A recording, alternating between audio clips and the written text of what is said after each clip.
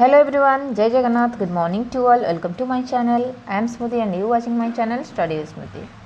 आज के इस वीडियो में मैं आप लोग के लेकर आई हूँ कंजक्शन। आप सभी को तो कंजक्शन के बारे में पता होगा, पर इस वीडियो में कुछ खास है। मैं कंजक्शन का कुछ कंजक्शन ऐसे लाई हूँ जो आप डेली लाइफ में यूज़ करते हो, जो आपको डेली लाइफ में ज़रूरत पड़ता है ऐसे बातों बातों में, और उसी कंजक्शन का मीनिंग बताऊँगी। उसके साथ साथ उसको लेके कुछ सेंटेंस बना के भी आपको मैं सिखाऊंगी। जैसे कंजक्शन का तो मीनिंग आपको पता चलेगा और सेंटेंस में उसको यूज करूँगी, और जो सेंटेंस आपको मिलेगा वो हिंदी टू इंग्लिश आपको मिलेगा। मतलब हिंदी का कुछ सेंटेंस आपको बोलूँगी और उसको कैसे इंग्लिश में ट्रांसलेशन करोगे उसको भी मैं आपको बताऊँगी इस वीडियो में। तो इसलिए वीडियो को शुरू से आखिर तक देखिए, आपको यहाँ से बहुत कुछ सीखने मिलेगा। और आपको मैं बताना चाहूँगी कि जो कंजक्शन है वो क्या क्या है। देखिए आपका and, how, but, that, both, nor, either, when, how, if, now, or, as, elsewhere, so that, unless, when, whether, whenever, after, as soon, as long as, because, before, for, at, so. इस सारे conjunction का meaning यहाँ है, आप देख सकते होंगे। इसके बाद हम एक एक कंजक्शन को सेंटेंस में बना के दिखेंगे, ठीक है। देखिए पहले एंड आपका एक कंजक्शन है जिसका मतलब होता है और। हाउ एक कंजक्शन है जिसका मतलब है कैसे।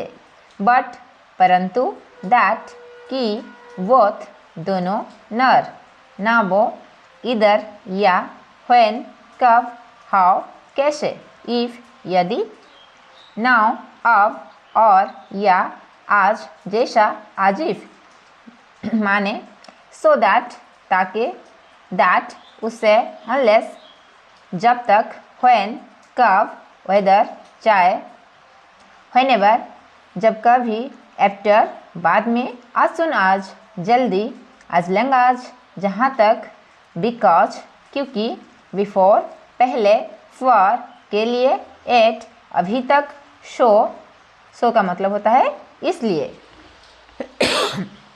अगर ये सारे वर्ड्स का मीनिंग आपको पता है तो आपको सेंटेंस बनाने में कोई दिक्कत नहीं होगा, या कोई भी सेंटेंस को समझने के लिए भी आपको दिक्कत नहीं होगा। आप आसानी से एक सेंटेंस को समझ सकते हैं। पर देखिए इस सारे सेंटेंस, इस सारे वर्ड को आप बोल सकते हो कंजक्शन। क्या बोल सकते हो? सॉरी कलर थोड़ा सा नहीं दिख रहा है। आप इस सारे वर्ड को बोल सकते हो, ये भी नहीं, कंजक्शन बोल सकते हो। क्या बोल सकते हो? Conjunction, CONJUNCTION conjunction. इसको हम कंजक्शन क्यों बोलते हैं पहले ये जानते हैं।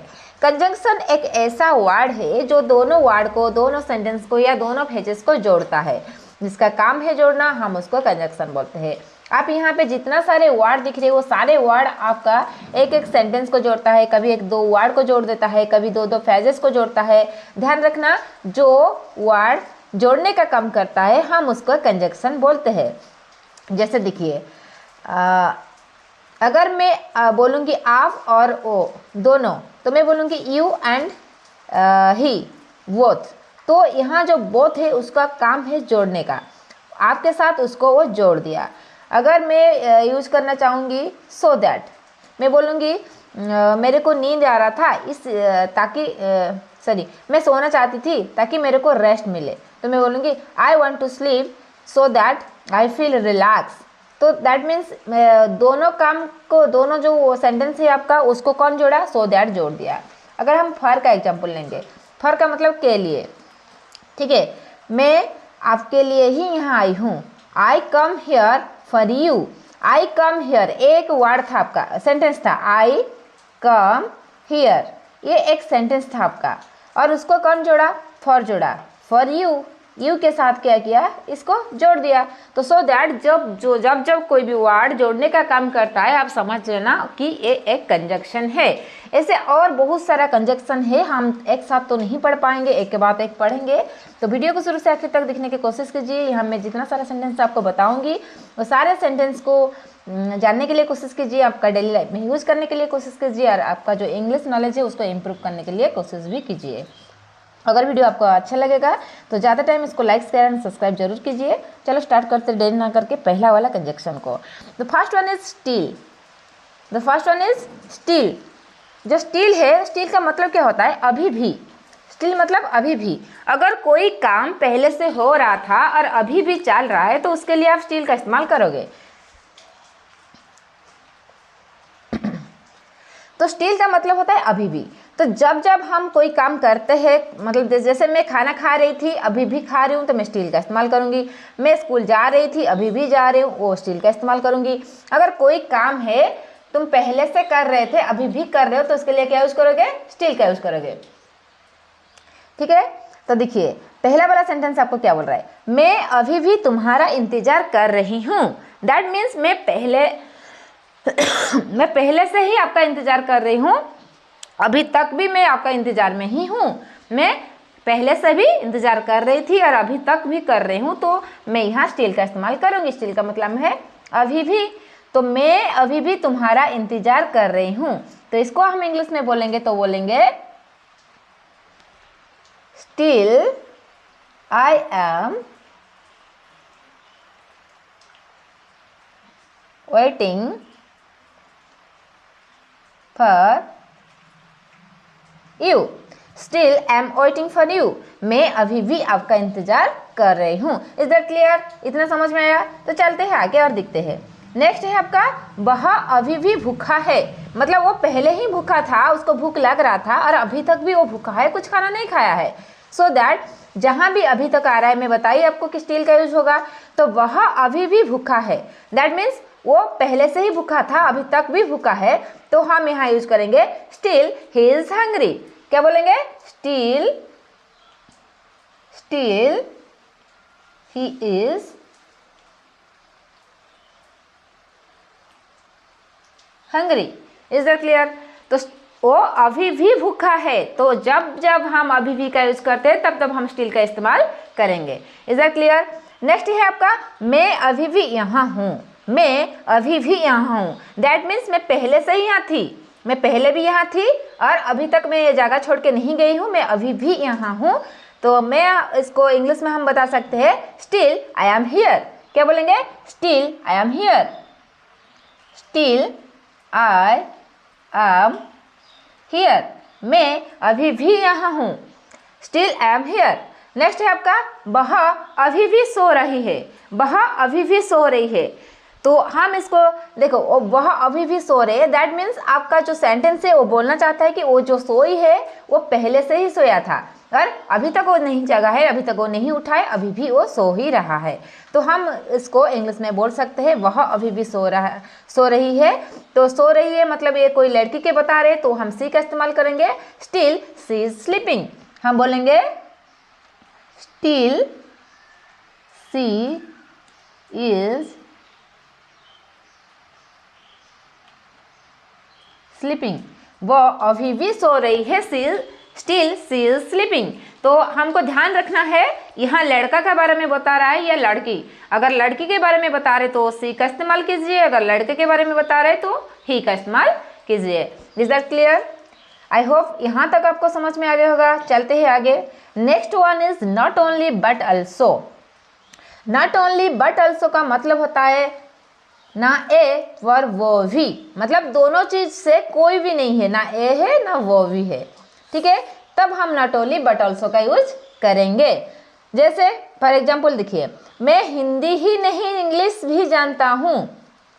मैं हिंदी ही नहीं इंग्लिश भी जानता हूँ, दैट मीन्स मेरे को दोनों चीज़ का नॉलेज है, मेरे को दोनों चीज़ पता है। मैं हिंदी भी जानती हूँ, मैं इंग्लिश भी जानती हूँ, तब मैं ऐसे बोल पाऊंगी कि मैं हिंदी ही नहीं मैं इंग्लिश भी जानती हूँ। तो इस सेंटेंस को हम इंग्लिश में कैसे बना पाएंगे? I know not only Hindi but also English.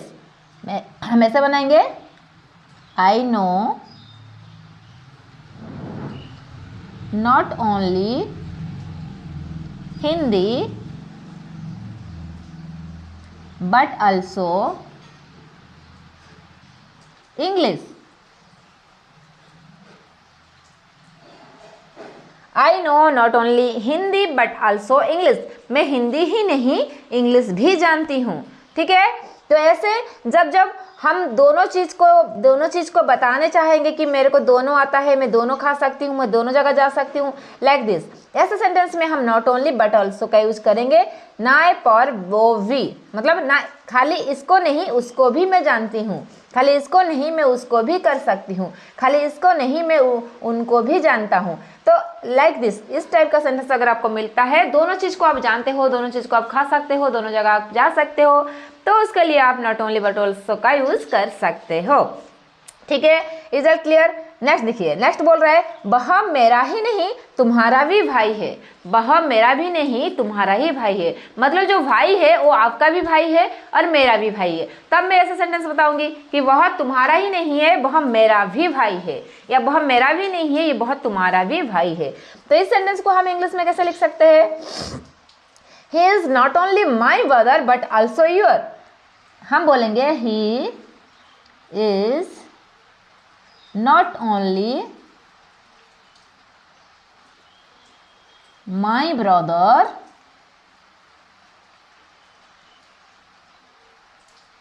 but also your. He is not only my brother but also your. वो केवल मेरा ही भाई नहीं है, वो आपका भी भाई है। Okay, is it clear? Next दिखेंगे। नेक्स्ट आपको बता रहे हैं वह मुझे ही नहीं तुम्हें भी जानता है। दैट मीन्स मैं जिसके बारे में बताना चाहती हूँ वो बस मेरे को नहीं, वो आपको भी जानता है या तुमको भी जानता है, मैं बताना चाहती हूँ। मतलब जो व्यक्ति है वो दोनों को जानता है, वो आपको भी जानता है और मेरे को भी जानता है। तो इसी टाइप का सेंटेंस के लिए हम नॉट ओनली बट ऑल्सो का यूज करेंगे, जो नए पर भी पर वो भी होगा। तो ठीक है, तो सेंटेंस हम हमारा बता रहे हैं वह मुझे ही नहीं तुम्हें भी जानता है। इसको हम ऐसे इंग्लिश में कैसे बोल सकते हैं? He not only know me but also know you. जैसे हम बोलेंगे, इसका सेंटेंस है he not only know me but also know you. He not only know me but also know you. वह मुझे ही नहीं तुम्हें भी जानता है। ठीक है, ऐसा सेंटेंस हम क्रिएट कर सकते हैं। नेक्स्ट देखेंगे। यह वीडियो आपको समझ में आ रहा होगा। अगर आपको समझ में आ रहा है तो ठीक है, हम जाएंगे आगे और देखेंगे और क्या है। आज लंग आज, जिसका मतलब होता है जब तक। अगर कोई हिंदी वाला सेंटेंस में हम जब तक का इस्तेमाल करते हैं तब हम क्या करेंगे, आज लंग आज को इंग्लिश में ट्रांसलेट करके बता सकते हैं, क्योंकि जब तक का इंग्लिश मीनिंग होता है एज लंग आज, एंड एज लंग आज इज ए कंजक्शन, जो दोनों सेंटेंस को, दोनों फ्रेजेस को, दोनों वर्ड को जोड़ने का काम करेगा। ठीक है, देखिए, जब तक मैं यहाँ हूँ तुम कहीं नहीं जाओगे। दैट मीन्स मैं यहाँ हूँ मतलब आपको ही रहना पड़ेगा। ठीक है, जब तक मैं यहाँ हूँ तुम कहीं नहीं जाओगे। इसको हम इंग्लिश में कैसे बोलेंगे? As long as I am here you don't go anywhere. कैसे बोलेंगे? As long as I am here you don't go anywhere. ठीक है, as long as I am here you don't go anywhere. जब तक मैं यहाँ हूँ तुम कहीं नहीं जा पाओगे या कहीं नहीं जाओगे। ठीक है, आई होप आपको इतना समझ में आया होगा। तो देखिए, सेकंड सेंटेंस क्या बता रहे हैं? जब तक तुम बोलोगे मैं भी बोलूँगा। मतलब जब तक तुम बोलते जाओगे और मेरा जो बोलना है वो भी खत्म नहीं होगा, मैं भी बोलते जाऊँगी। ठीक है, जब तक तुम बोलोगे मैं भी बोलूँगा। तो इस सेंटेंस को हम इंग्लिश में बोल सकते हैं as long as you said I also said. As long as you said I also say. S-A-Y say. As long as you said I also say. जब तक तुम बोलोगे मैं भी बोलूँगा। ठीक है, तो यहाँ आपको एक डाउट आ रहा होगा कि यहाँ जब तक तुम बोलोगे यहाँ सेड का यूज किया और यहाँ से का यूज क्यों की? क्योंकि देखिए, से का जो ऐसी से का ही थर्ड फॉर्म होता है सेड। मैं बोलना चाहती हूँ कि जब तक तुम बोलोगे, तो मैं पुराना चीज फास्ट का बता रही हूँ। जब तक तुम बोलोगे तब तक मैं बोलूँगा। तो इसको मैं थर्ड फॉर्म में रखा और इसको फर्स्ट फॉर्म में रखा, इसलिए यहाँ सेड और यहाँ से का इस्तेमाल की। क्योंकि हमको पता है कि वर्ब 1, वर्ब 2, वर्ब 3 जो है, वर्ब 1 जो है आपका प्रेजेंट टेंस में यूज होता है, वर्ब 2 आपका हमेशा पास्ट में यूज होता है, एंड वर्ब 3 आपका फ्यूचर में यूज होता है। Okay, next last one is जब तक आप चाहे यहाँ रुक सकते हो। जब तक आप चाहे यहाँ रुक सकते हो, मतलब आपको यहाँ रुकने का जब तक मन है आप रुक सकते हो, नो प्रॉब्लम। तो एज लॉन्ग एज का यूज तो हम करेंगे क्योंकि हमको यहाँ जब तक का वर्ड मिल रहा है। Is that clear? देखो, as long as you want you stay here, as long as you want you stay here, जब तक तुम चाहोगे तब तक तुम यहाँ रुक सकते हो। Okay, is that clear? चलो मूव ऑन करते हैं अगले को। Next one is while। while का मतलब होता है करते हुए। अगर आप दोनों काम को, दोनों चीज को एक साथ करते हो तब आप while का इस्तेमाल करोगे। जैसे मैं खाना खा रही हूँ, पानी पी रही हूँ, दोनों को एक साथ कर रही हूँ। मैं पढ़ते हुए मतलब गाना गा रही हूँ, तो मैं दोनों काम को एक साथ कर रही हूँ। जैसे मैं बोलूँगी ऋषभ सुनते हुए खेल रहा है, तो ऋषभ दोनों काम को एक साथ कर रहा है। ऋषभ खेलता भी है और मेरे बात को भी सुनता ही है। मैं बोलूँगी कि उज्जवल मेरे बात को सुनते हुए खाना खा रहा है, तो क्या हुआ? वो दोनों काम कर रहा है, वो खाना भी खा रहा है और मेरा बात को सुन भी रहा है। तो ऐसे क्या है, अगर कोई इंसान, कोई भी लोग, तो दोनों काम को या दोनों जगह को, जैसे मैं भुवनेश्वर भी जा रही हूँ और मैं मायके भी जा रही हूँ, दैट मीन्स मैं दोनों जगह जाऊंगी, वहां भी जाऊंगी, यहाँ भी जाऊंगी। तो अगर दो कार्य एक साथ में होता है और दोनों को होने में कोई इफेक्ट नहीं आता है, दोनों हो सकता है, जैसे इसको भी ये भी हो रहा है, वो भी हो रहा है, तब हम करते हुए का इस्तेमाल करते हैं या while का यूज करेंगे इंग्लिश में। ओके, तो देखेंगे क्या क्या सेंटेंस बनता है while को लेकर। द फर्स्ट वन इज वह पढ़ते हुए खा रहा था, मतलब वो पढ़ भी रहा था, उसके साथ वो खा भी रहा था, दोनों काम को एक साथ कर रहा था। जैसे बताइए कि सब सुन भी रहा था और खेल भी रहा था, दोनों काम को एक साथ कर रहा था। ठीक है, तो हम इसको कैसे बताएंगे? ही ईट while studying, he eat while studying, he eat while studying। वो पढ़ते हुए भी खाना खा रहा था या पढ़ते हुए खा रहा था। ठीक है, नेक्स्ट, मैं सोते हुए गा रहा था, मतलब मैं सो तो रही थी लेकिन गाना भी गा रही थी, मैं गाना गा के सो रही थी। ठीक है, मैं सोते हुए गा रहा था, मतलब मैं दोनों काम कर रही थी, सो भी रही थी और गाना भी गा रही थी। तो इसको हम इंग्लिश में बोलेंगे आई सिंग while sleeping, आई सिंग while sleeping, आई सिंग while sleeping। वह बोलते हुए खा रहा था, वह बोलते हुए खा रहा था। he eat while speaking, he eat while speaking, he eat while speaking। Next देखेंगे, नेक्स्ट हो गया आपका हम खेलते हुए पढ़ रहे थे, दैट मीन्स हम खेल भी रहे थे और पढ़ भी रहे थे। तो we are reading while playing, we are, इसको मिटा के लिख रही हूं यहाँ, we are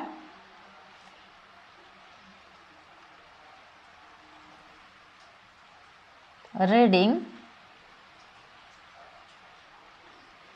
while playing, we are reading while playing, मतलब हम खेलते हुए पढ़ रहे थे। ठीक है, तो ऐसे सेंटेंस बनाने की कोशिश कीजिए। मैं तो 2-4 का एग्जाम्पल दी हूँ, 4 एग्जाम्पल दे रही हूँ। आप इस एग्जाम्पल को अगर अच्छे से समझ लेते हैं तो अपने हिसाब से, अपने मन से और सेंटेंस बना के खुद का तैयारी कर सकते हैं। ठीक है, देखिए नेक्स्ट वन क्या है? नेक्स्ट वन है वेदर और, जिसका मतलब होता है चाहे करो या ना करो। हम कभी कभी ऐसे सेंटेंस में बताते हैं ना, अरे तुमको मन है तो करो, चाहे करो या ना करो, मेरे को क्या फर्क है। तो इस टाइप का सेंटेंस में हम इस वेदर और का इस्तेमाल कर सकते हैं, क्योंकि वेदर और का इस्तेमाल तब होता है जब हम सेंटेंस में बताते हैं चाहे करो या ना करो। तो देख लेंगे कुछ सेंटेंस। जो फर्स्ट सेंटेंस है, चाहे वो आए या ना आए मैं तो जाऊंगा, मतलब मेरा जाना जो है वो श्योर है, मैं श्योर जाऊंगा, पर वो आए या ना आए मेरे को कोई फर्क नहीं पड़ेगा। तब इस सेंटेंस में हम इसे यूज करेंगे वेदर आर। जो हमारा सेंटेंस है वो है, तो इसी सेंटेंस को हम इंग्लिश में बता सकते हैं। कैसे बताएंगे? Weather he come or not I will go. Whether he come or not I will गो। वो चाहे वो आए या ना आए मैं तो जाऊंगा। ठीक है, तो हम ऐसे लिखेंगे weather he come or not I will गो। चाहे वो आए या ना आए, ठीक है, मैं जरूर जाऊंगा। ठीक है, नेक्स्ट देखिए, नेक्स्ट वन आपको बोल रहा है कि चाहे वो देखे या ना देखे मैं तो देखूंगा। चाहे वो देखे या ना देखे मैं तो देखूंगा। वेदर ही लुक और नॉट आई एम लुकिंग।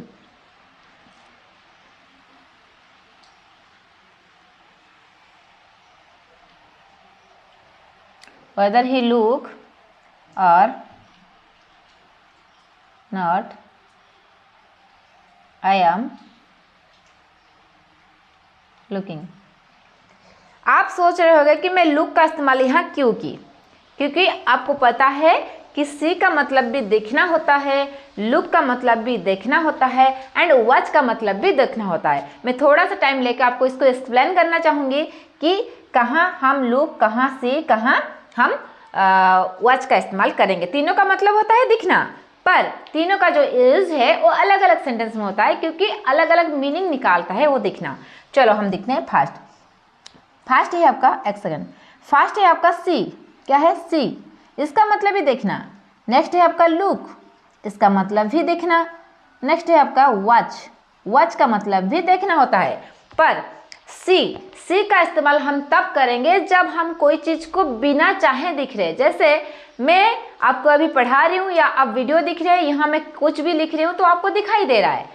ठीक है, और आप सोए थे, सो के उठे तो आपके सामने दीवार दिख रहा है, दरवाजा दिख रहा है, लाइट दिख रहा है, फैन दिख रहा है। वो सारे चीज के लिए आप सी का इस्तेमाल करेंगे जो नेचुरली आपको ऐसे दिखता है।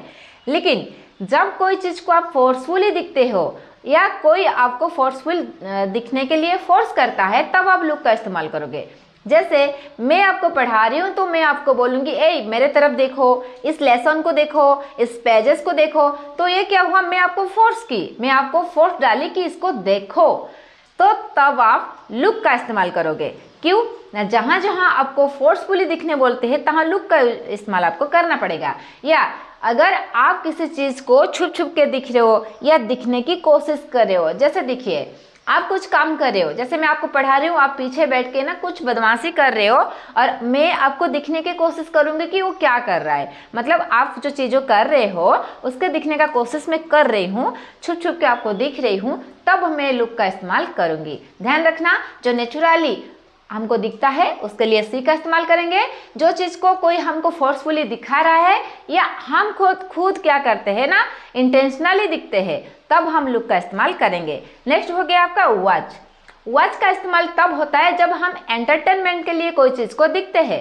जैसे मैं मोबाइल देख रही हूँ, मैं टीवी देख रही हूँ या कोई ड्रामा चल रहा है मैं उसको देख रही हूँ, तो मैं उतना टाइम वॉच का इस्तेमाल करूँगी। मैं अगर सी और लुक का इस्तेमाल की तो मेरा गलत हो जाएगा। क्यों? क्योंकि जो वॉच है उसको जब हम एंटरटेनमेंट के लिए दिखते हैं तब वॉच का इस्तेमाल करते हैं। For example, I am watching television. I am watching television मतलब मैं टीवी देख रही हूँ। टीवी क्यों देखते हैं? एंटरटेनमेंट के लिए देखते हैं। और लुक का example, please look at me, कृपया मेरे तरफ देखो। तो मैं अगर किसी को बोल रही हूँ, ये तो मैं फोर्सफुली बोल रही हूँ उसको कि मेरे तरफ देखो, मेरे तरफ अटेंशन दो, तो यहाँ लुक का इस्तेमाल होगा। ठीक है। सी, जैसे आप मेरे सामने हो, मैं बोलूँगी आप मेरे सामने हो, मैं आपको दिख सकती हूँ, तो मैं बोलूँगी आई कैन सी यू, मैं आपको दिख सकती हूँ। ओके, तो इज इट क्लियर? जाते हैं आगे। इसलिए मैं यहाँ लुक का इस्तेमाल की, मैं किसका इस्तेमाल की? लुक का इस्तेमाल की। ठीक है। नेक्स्ट क्या बोलता है? नेक्स्ट सेंटेंस है आपका, चाहे वो खाए या ना खाए मैं तो खाऊंगा। चाहे वो खाए या ना खाए मैं तो खाऊंगा। तो इस सेंटेंस को हम कैसे बोल सकते हैं, weather he eat or not I am eating. Whether he eat or not I am eating. लिख लेती हूं, weather he eat or not I am eating. चाहे वो खाए या ना खाए मैं तो खाऊंगा। ठीक है, तो ऐसे हम वेदर और का इस्तेमाल करके सेंटेंस बना सकते हैं। इस सेंटेंस को अगर आप अच्छे से समझ गए होंगे ना, तो आप दूसरा सेंटेंस भी खुद क्रिएट कर सकते हैं। ठीक है, आई होप वीडियो आपको समझ में आ रहा होगा। चलो नेक्स्ट को टर्न अप करते हैं और देखते हैं नेक्स्ट में क्या है। नेक्स्ट है आपका आज फॉर आज। आज फॉर आज भी आपका एक कंजक्शन है, जिस कंजक्शन का मतलब होता है जहां तक। जैसे हम कोई चीज़ को बता रहे हैं, जब हिंदी में हम बात करते हैं या कोई भी लैंग्वेज है, उड़िया, बंगाली, तेलुगु, तमिल में जब हम बात करते हैं ना, तो हम इस सेंटेंस को जरूर यूज करते हैं सेंटेंस में, इस वर्ड को, जो है एज फॉर एज। जहां तक मेरे को समझ है ऐसे नहीं हो सकता है। जहां तक मैं जानती हूँ आप नहीं आ सकते हो। जहां तक मेरे को मालूम है वो लड़का ऐसा नहीं है। तो इसी सेंटेंस के लिए हम यूज कर सकते हैं as far as. And as far as का मतलब होता है जहां तक। तो चलो कुछ सेंटेंस लिखते हैं जिसमें हम एज फॉर एज के लिए जहां तक का इस्तेमाल करेंगे या जहां तक के लिए एज फॉर एज का इस्तेमाल करेंगे। Let's no. The first one is, जहां तक मैं जानता हूं वह पढ़ता है। जहां तक मैं जानता हूं वह पढ़ता है। As far as I know he is studying. As far as I know he is studying। जहां तक मैं जानता हूं जहां तक मैं जानता हूं वो पढ़ता है। ठीक है, नेक्स्ट सेंटेंस आपका बोल रहा है, जहां तक वो जानता है हम मिलते हैं। जहां तक वो जानता है हम मिलते हैं। ठीक है,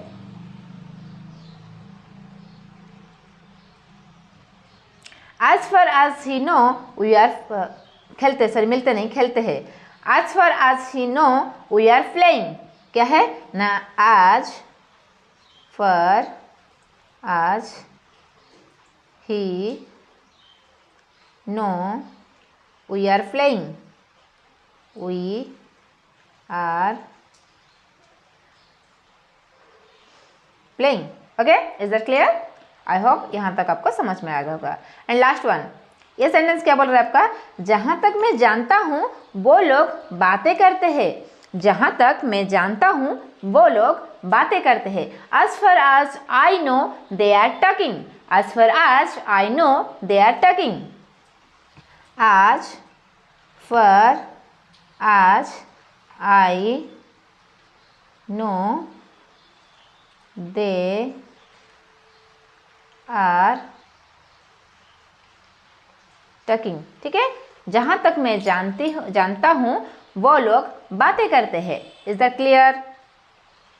तो यहाँ तक था आपका वीडियो। अगर वीडियो आपको अच्छा लगा तो लाइक कीजिए, शेयर कीजिए दोस्तों लोग के साथ एंड सब्सक्राइब कीजिए चैनल को अगर आप पहले बार आ रहे हो। बट शुरू से आखिर तक वीडियो को देखने के लिए आपको thank you so much for watching this video. अगर वीडियो पसंद आ रहा है तो ज़रूर लाइक कीजिए। अगर आपका कोई दोस्त है जिसको इंग्लिश का नॉलेज गेन करना है, जिसको बेसिक इंग्लिश, स्पोकन इंग्लिश या इंग्लिश ग्रामर का नॉलेज जानना है, तो उसके साथ आप शेयर भी कीजिए। ठीक है, मेरा चैनल नाम है study smoothie. Thank you so much for watching and happy learning to all. अगर वीडियो को पहली बार देख रहे हो तो चैनल को सब्सक्राइब कर लीजिए ऐसे English grammar, spoken English and basic English का नॉलेज गेन करने के लिए। Happy learning. Thank you so much. जय जगन्नाथ।